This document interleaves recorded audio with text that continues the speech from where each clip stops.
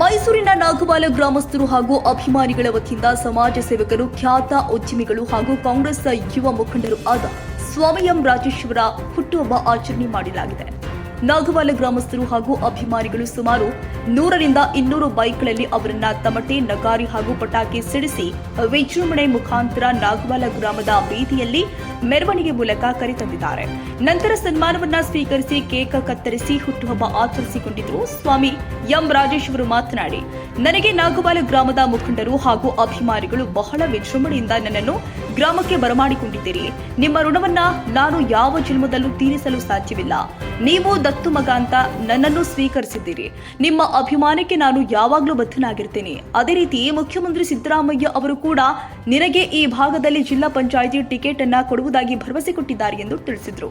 ಇದೇ ಸಂದರ್ಭದಲ್ಲಿ ನಿರ್ಮಲಾ, ಕಾಂಗ್ರೆಸ್ ವರುಣ ವಿಧಾನಸಭಾ ಕ್ಷೇತ್ರದ ಮೈಸೂರು ಗ್ರಾಮ ಪಂಚಾಯತ್ ಅಧ್ಯಕ್ಷರು ಸೋಮನಾಯಕ ಮುಖಂಡರು, ಅಹಿಂದ ಸಂಘಟನೆಯ ರಾಜ್ಯಾಧ್ಯಕ್ಷರು ಆದ ಸ್ವಾಮಿಗೌಡ, ವಿನೋದ್ ನಾಯ್ಕ, ನಾಗೇಶ್ ರೋಟರಿ, ರಘು ವಕೀಲರು ಹಾಜರಿದ್ದರು.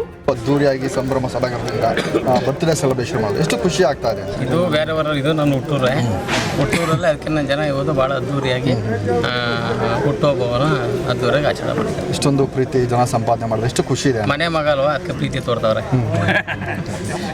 ಸಾಕಷ್ಟು ಗ್ರಾಮದಲ್ಲೇ ಬೀದಿಗಳೆಲ್ಲ ಬಂದ್ರಿ. ಒಂದು ಆರತಿ ಮಹಿಳೆಯರು ಕೂಡ ಒಂದು ನಿಮಗೆ ದೃಷ್ಟಿ ತೆಗಿತಾ ಇದ್ದಾರೆ.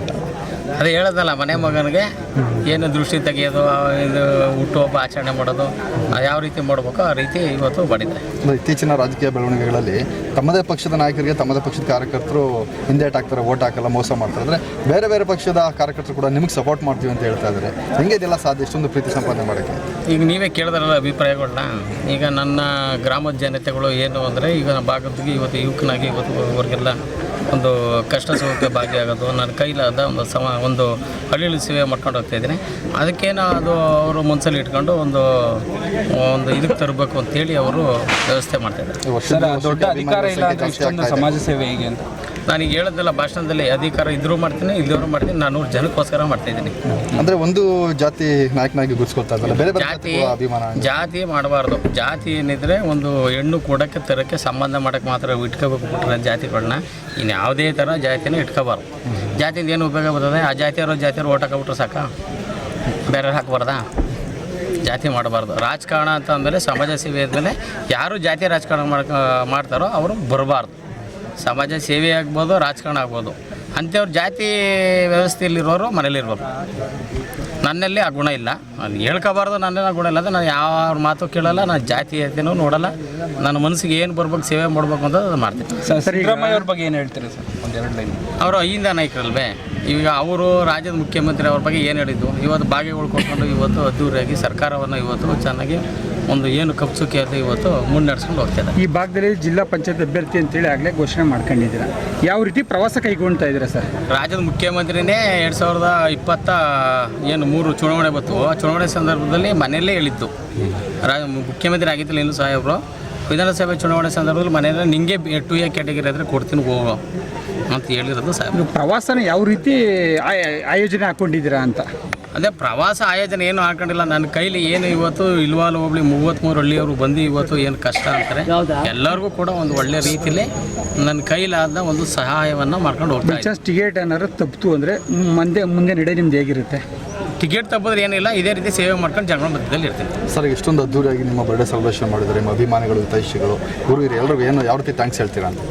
ಅವರೆಲ್ಲರಿಗೂ ಶುಭಾಶಯವನ್ನು ಅದೇ ಯಾವಾಗಲೇ ಕೋರಿದ್ದೀನಿ, ಮತ್ತೊಮ್ಮೆ ಕೋರ್ತೀನಿ.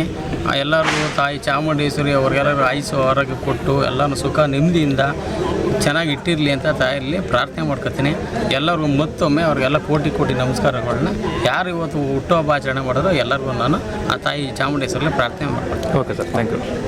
ಸ್ವಾಮಣ್ಣವ್ರಿಗೆ ಇಷ್ಟು ದೂರಿ ಸ್ವಾಗತ ಕೊಟ್ಟಿದ್ದೀರಾ, ಏನು ಅನ್ನಿಸ್ತಿದೆ ತಮಗೆ? ಸರ್, ನಾನು ಈಗ ಆಗುತ್ತೆ ಅಂತ ಗೊತ್ತಿದ್ದಿಲ್ಲ. ತೀರಾ ಮಾಮೂಲಿ ಬರ್ತಡೇ ಇಟ್ಕೊಂಡಿದ್ದಾರೆ ಅಂತ ತಿಳ್ಕೊಂಡಿದ್ದೆ. ಈ ಸ್ವಾಗತ ಇಷ್ಟೊಂದು ದಾರಿ ಬ್ಯಾಂಡ್ ಇಟ್ಟು ಈ ಥರ ಸ್ವಾಗತ ಕೋರ್ತಾರೆ ಅಂತ ಗೊತ್ತಿದ್ದಿಲ್ಲ. ಅದ್ದೂರಿಯಾಗಿ ನಡೀತು ಸರ್. ಇಲ್ಲಿ ಅಕ್ಕಪಕ್ಕ ಇದರಲ್ಲಿ ಎಲ್ಲೂ ನಡೆದಿಲ್ಲ ಆ ಥರ ಸ್ವಾಗತ. ನಾಲ್ಕು ಇತಿಹಾಸದಲ್ಲೇ ಇದು ಮಾಡಿಲ್ಲ. ಇಲ್ಲಿ ಆ ಥರದಲ್ಲಿ ನಡೆಸಿಕೊಟ್ರು ಸರ್ ಸ್ವಾಮಿನಾಥ ಹುಟ್ಟುಹಬ್ಬ. ಸರ್, ಅಭಿಮಾನಿಯಾಗಿ ಸಡಗರನ್ನ ಇಲ್ಲ ಕಾರ್ಯಕರ್ತರಾಗಿ ಸರ್? ಸರ್, ಆ ಥರದ್ದು ಬಂದೇ ಇಲ್ಲ ನಮ್ಮ ಅಣ್ಣವರು. ಮನೆ ಮಗ ಅಂತ ಏನು ಹೇಳ್ತಾ ಇದ್ದಾರೆ ಈಗ ಎಲ್ಲ ಇಲ್ಲಿ ಆ ಥರದಲ್ಲಿ ಇಲ್ವಾಲ ಬ್ಲಾಕಲ್ಲಿ ಏನೈತೆ ಇಲ್ವಾಲ ಇದೆ ಅಷ್ಟೇ ಇದು ಅದರಲ್ಲೆಲ್ಲ ಪ್ರತಿಯೊಂದು ಇದ್ರಲ್ಲೂ ಅವರು ಮನೆ ಮಗನಾಗೆ ಹೋಗ್ತಿದ್ದಾರೆ. ಈಗ ನೋಡಿ ಹುಡ್ದೂರು ಕಾಮನ್ ಕುಪ್ಪಳ ಆಗಿರ್ಬೋದು, ನನ್ನೂರಿನ ಮಗ ಅಂತಂದ್ಬಿಟ್ಟು ಅವರು ದತ್ತುಪುತ್ರ ತಗೊಂಡ್ರೆ ಇದರಲ್ಲಿ ನೋಡಿ ಯಾವ ಥರ ಇದು ಮಾಡ್ತಿದ್ದಾರೆ, ಚೆನ್ನಾಗಿ ಕೊಡ್ತಾರೆ ಸರ್. ಇಲ್ಲಿ ಇವ್ರ ಮಗ ಇವರು ಅಷ್ಟು ಇದಾಗಿ ಬೇಡಿಕೆ ಮಾಡಿರ್ತಾರೆ. ಟಿಕೆಟ್ ಸಿಕ್ಕರೆ ಎಷ್ಟು ಸಪೋರ್ಟ್ ಮಾಡ್ತೀರಾ?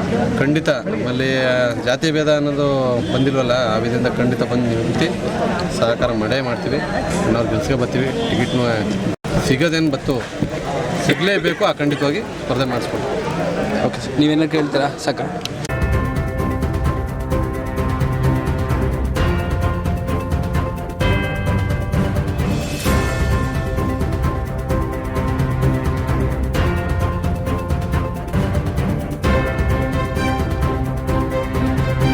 ವರದಿ TS Shashikant, G Kannada news, Mysuru.